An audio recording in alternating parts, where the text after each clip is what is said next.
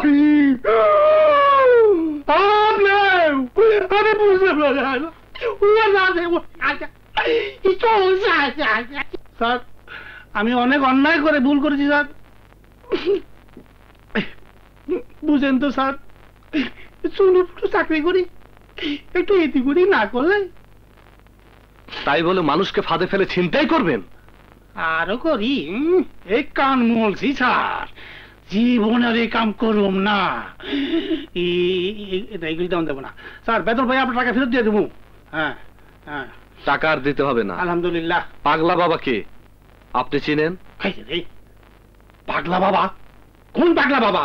এলাকার সবাই তাকে চেনে, আপনি চিনেন না? পাগলা বাবার নাম কম আমার জান থাকতে অত বড় পাগল আমি হই নাই। না তো স্যার, পুলিশের খাতায় তো কোনো বাবা দাবার নাম নাই। তা থাকবে কেন? বসে বসে ঘুষের হিসাব কষবেন আর মাস শেষে সরকারের বেতন হজম করবেন, এই তো স্যার। সন্ত্রাসীদের নাম কোনোদিন আপনাদের তালিকায় উঠবে না। আপনি আপনি কি বিপদের মধ্যে না পড়লাম, মোর জ্বালা, আমি আর কোন দিকে যাই?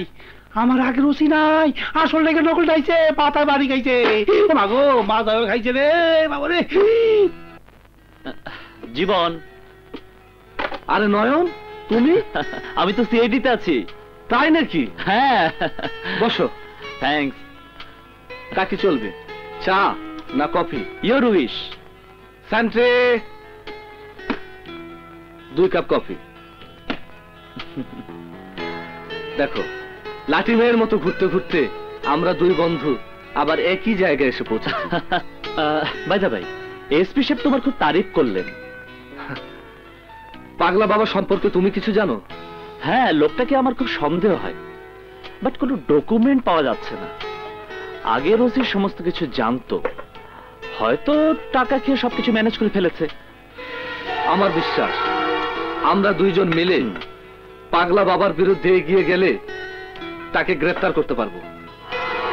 আমাকে কিন্তু তোমার হেল্প করতে হবে। ও শিওর। বাবা বাবা, ওই সাংবাদিক বেটাকে ধরে আনা হয়েছে।